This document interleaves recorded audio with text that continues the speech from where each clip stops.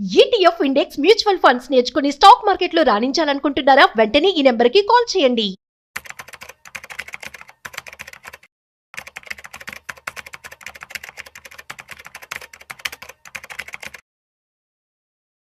తక్కువ ఇన్వెస్ట్మెంట్ చేయాలి కానీ ఎక్కువ లాభాలు పొందాలి అని చెప్పి అంటూ ఉంటారు చాలా మంది ఇన్వెస్ట్మెంట్ చేసేవారు. సో అలాంటి రిటర్న్స్ ఇచ్చే వాటిని మనం ఏమంటామంటే మల్టీ బ్యాగర్ స్టాక్స్ అంటాం. అయితే మల్టీ బ్యాగర్ స్టాక్స్ అనేవి ఎలా వర్క్ అవుతాయి, at the same time 1x 2x 3x 5x growth కూడా ఇస్తూ ఉంటాయి.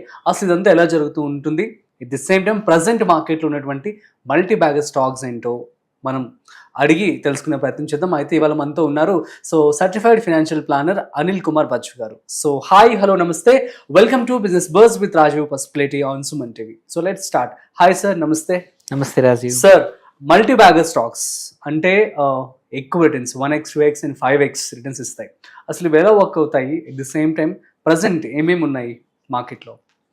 సో మల్టీ బ్యాగర్స్ వచ్చేసి జనరల్గా ఏంటంటే అంటే ఎక్కువగా డిస్కవర్ అవ్వలేదు, but still there is a huge market. అంటే వాళ్ళు అవి మంచి గ్రో అవుతున్నాయి. సడన్గా ఇన్వెస్టర్స్ డిస్కవరీ అయ్యింది అనుకోండి, గ్రోత్ అనేది ఎంత ఫాస్ట్ ఉందంటే మల్టిపుల్ టైమ్స్ గ్రో అవ్వచ్చు.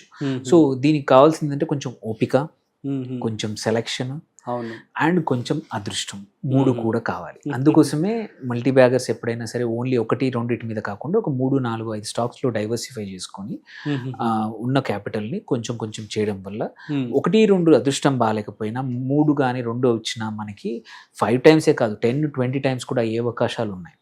బట్ పోర్ట్ఫోలియో డైవర్సిఫై చేసుకోవాలి. సో మరి వేరే స్టాక్స్ కి వీటికి సెక్టర్స్ మళ్ళీ జనరల్ గా ఏంటంటే బ్రాడ్ పోర్ట్ఫోలియో క్రియేట్ చేసేటప్పుడు ఒక 25-30% ని శాటిలైట్ పోర్ట్ఫోలియో అంటామా. There are core portfolio, there is satellite portfolio. Core is where you build according to నీ రిస్క్ ప్రొఫైల్, స్టెబిలిటీ కోసం కుడ్ బి ఐడియల్లీ 60-70% ఆఫ్ నీ డబ్బుల్ని నువ్వు కోర్ పోర్ట్ఫోలియో బిల్డ్ చేయమంటావు. అందులో కూడా మీ రిస్క్ ప్రొఫైల్, మీ ఏజ్ని బట్టి గ్రోత్ స్టాక్సా, కొంచెం కన్జర్వేటివా, కొంచెం డివిడెండా అనేది కోర్ పోర్ట్ఫోలియో. బట్ శాటిలైట్ పోర్ట్ఫోలియోకి వచ్చేవరకు ఇట్లాంటి multi baggers, small cap stocks, micro cap స్టాక్స్తో ఫిల్ చేస్తే ఏంటంటే కోర్ విల్ గ్రో 70%. ఈ 30 ఏంటంటే అన్ని కాకపోయినా 1-2 పెరిగినా ఈ మన పోర్ట్ఫోలియోకి మంచి బూస్ట్ ఇస్తుంది అనమాట.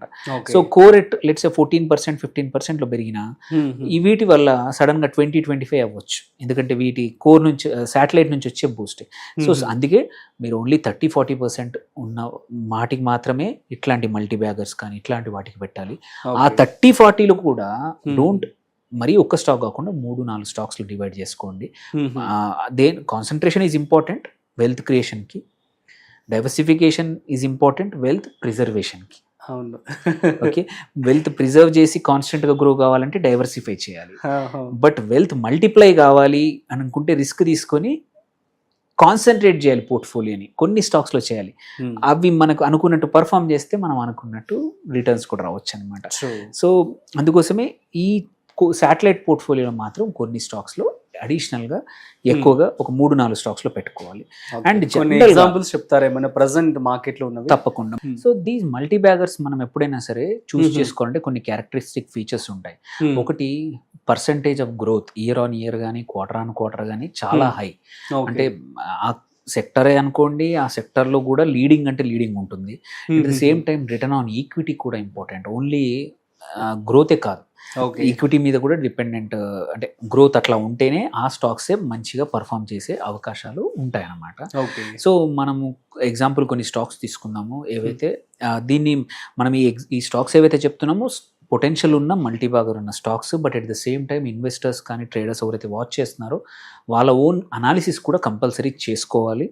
చేసుకొని మాత్రమే యాడ్ చేయాలి. ఎందుకంటే this is whatever we are మనం చేస్తుందంతా ఎడ్యుకేషన్ పర్పస్ కోసం మాత్రమే ఈ స్టాక్స్ చెప్తున్నాం అనమాట.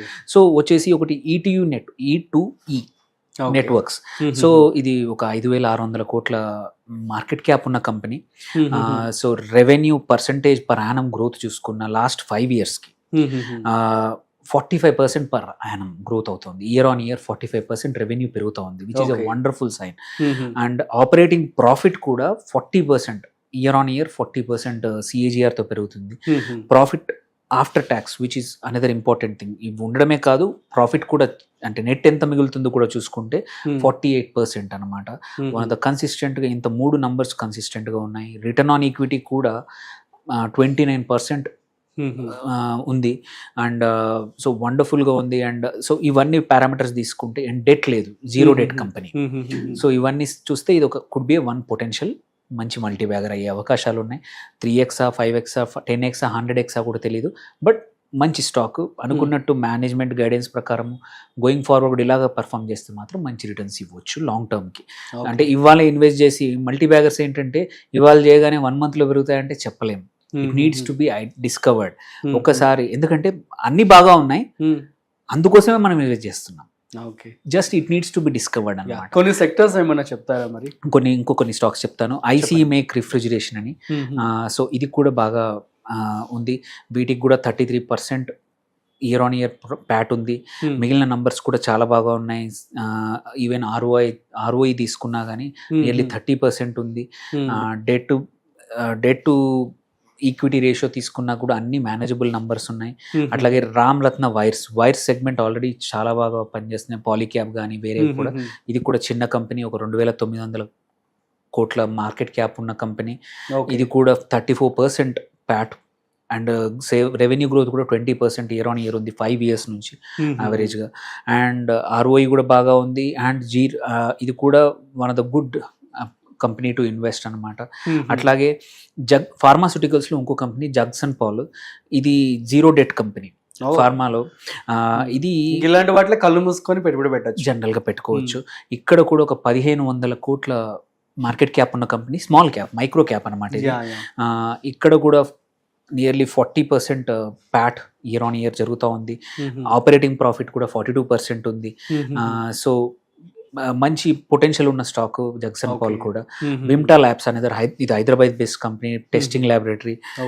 ఇది కూడా ఒక 2,000 కోట్ల మార్కెట్ క్యాప్ ఉన్న కంపెనీ. ఇది కూడా ఒక 57% ప్యాట్ ఇయర్ ఆన్ ఇయర్ పెరుగుతూ ఉంది. అండ్ ఆర్ఓఈ కూడా బాగుంది. ఇది కూడా 0 debt కంపెనీ. ఓకే. సో ఎందుకంటే యూజువల్లీ 0 debt కంపెనీస్ ఎందుకు మంచివి అంటే, ఇవి ఇప్పుడు లేకుండానే ఎంత బాగా పర్ఫామ్ చేస్తున్నప్పుడు, ఏదైనా మంచి ఆపర్చునిటీ వచ్చినప్పుడు అప్పు తీసుకుంటే డెట్ రైజ్ చేస్తే ఇంకా మంచి రిటర్న్స్ వచ్చే అవకాశం ఉన్నాయి. అందుకోసం ఈజీగా డెట్ కూడా దొరుకుతుంది ఇట్లాంటి కంపెనీస్కి. అండ్ ఇంకొకటి కేపీ ఎనర్జీ ఒకటి, ఫీనియోటెక్స్ కెమికల్స్లో స్పెషాలిటీ కెమికల్ కంపెనీ ఫీనియోటెక్స్. ఇది కూడా ఒక 2,800 కోట్ల మార్కెట్ క్యాప్ ఉన్న company. Nearly 37% year on year profit P8 పెరిగింది. అండ్ ఇది కూడా 0 debt కంపెనీ. సో ఇంత మంచి రెవెన్యూ గ్రోత్ ఉంది, ప్రాఫిట్ గ్రోత్ ఉంది. అట్లాగే కేపీ ఎనర్జీ, ఇది nearly 153% 5 years average PAT. Even revenue growth కూడా 65% ఉంది, వండర్ఫుల్. అండ్ ఆపరేటింగ్ ప్రాఫిట్ కూడా గ్రోత్ 88% ఉంది. సో ఇవన్నీ అంటే ఆల్ దీస్ మిక్స్ అంటే పాయిజ్డ్ ఏంటంటే మంచి గ్రో అవ్వడానికి. ఇంకొకటి Vardhman speciality steels company, regular steel company కాకుండా ఈ స్పెషాలిటీ స్టీల్స్ ప్రొడ్యూస్ చేస్తుంది. ఇది కూడా ఒక 2,100 కోట్ల మార్కెట్ క్యాప్ ఉన్న కంపెనీ. 52% ప్యాట్ గ్రోత్ ఉంది. డెట్ కూడా మల్టీ బ్యాగర్స్ అన్ని కూడాను స్మాల్ లో ఇంకా స్మాల్ క్యాప్స్ అని చెప్పాను. యూజువల్లీ అలాగే ఎప్పుడైనా సరే మనము ఒకరు పొడుగు పెరగాలన్నా, గ్రోత్ పెరగాలనుకోండి, 0 నుంచే స్టార్ట్ అవుతుంది కదా. చిన్న ఉంటేనే పెద్దగా పెరిగే అవకాశాలు ఉంటాయి. ఆల్రెడీ 7 feet ఉన్నది అనుకోండి, వాళ్ళు పెరగాలంటే కష్టం. So it's like then example HDFC bank ఉంది, అంతా స్ప్రెడ్ అయిపోయింది ఇండియా మొత్తం, ఇంకా దానికి స్ప్రెడ్ కావడానికి ఎక్కువ అవకాశం లేదు. అదే ఒక చిన్న రీజనల్ బ్యాంక్ ఉంది, లైక్ JNK బ్యాంక్ ఉంది, అది ఓన్లీ కొన్ని ప్లేసుల్లో అవైలబుల్ ఉంది. It can grow whole of India, branches పెంచుకోవచ్చు, ఎగ్జిస్టింగ్ బ్రాంచ్ ఆపరేషన్స్ పెంచుకోవచ్చు. So it has huge head space అనమాట. సో అందుకే మైక్రో అండ్ స్మాల్ క్యాప్లోనే మనకి మల్టీ బ్యాగర్స్ దొరుకుతాయి. వెరీ రేర్లీ మిడ్ క్యాప్లో దొరకచ్చు, బట్ మన లార్జ్ క్యాప్లో ఇంపాసిబుల్. ఎందుకంటే already everybody knows that stock, ప్రతి ఒక్కరు స్టడీ చేస్తున్నారు, వాటి యొక్క ఆర్డర్స్ అందరికీ తెలుసు, వాటి యొక్క ప్లాన్స్ తెలుసు, కెపాసిటీ తెలుసు, మేనేజ్మెంట్ తెలుసు. వెరాజ్ మైక్రో అండ్ స్మాల్ క్యాప్లో ఇవన్నీ తెలియవు. ఎప్పుడైతే కొంచెం బయటపడిందంటే చాలు, ఇన్వెస్టర్స్ కొంటా ఉంటారు.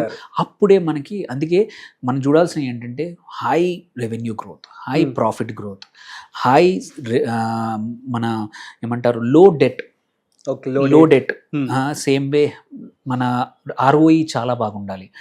ఇవి యూజువల్లీ ఏంటంటే ఒక ఫ్యూ ఇయర్స్ ఇట్లా ఒక 1 or 2 years ఆర్ 5-6 క్వార్టర్స్ కరెక్ట్గా ఇచ్చి మేనేజ్మెంట్ కూడా గైడెన్స్ బాగా ఇచ్చి మేనేజ్మెంట్లో కూడా మంచి వాళ్ళు నమ్మకంగా ఉన్నారు అనిపించిందంటే మాత్రం usually that is a candidate for growth. Just that market needs to identify. So ఇంకొక కంపెనీ వచ్చేసి కంట్రోల్ ప్రింట్ అని, అది కూడా మంచిగా ఉంది. సో ఈ 10 to 12 కంపెనీస్ నేను చెప్పినవి ఏవైతే ఉన్నాయో they are all right numbers ఉన్నాయి, పొటెన్షియల్ ఉంది. అట్లీస్ట్ 10లో ఒక 3-4 కంపెనీస్ మాత్రం కంపల్సరీ మల్టీ బ్యాగర్స్ అయ్యే అవకాశాలు ఉన్నాయి. ఇన్వెస్టర్స్ కూడా కొంచెం చూసుకొని మీరు కూడా సొంతంగా, this is only education purpose కోసం ఇచ్చిన, మీరు సొంతంగా చేసుకొని మీ అడ్వైజర్ని కానీ ఏమైనా డౌట్స్ ఉంటే మెన్షన్ చేయొచ్చు. వీ కెన్ లాభాలు మాత్రం లాంగ్ టర్మ్లో పక్కా మల్టీ బ్యాగర్ అయ్యే పొటెన్షియల్ ఉన్న స్టాక్స్ ఇది. Exactly. Super sir, thank you so much.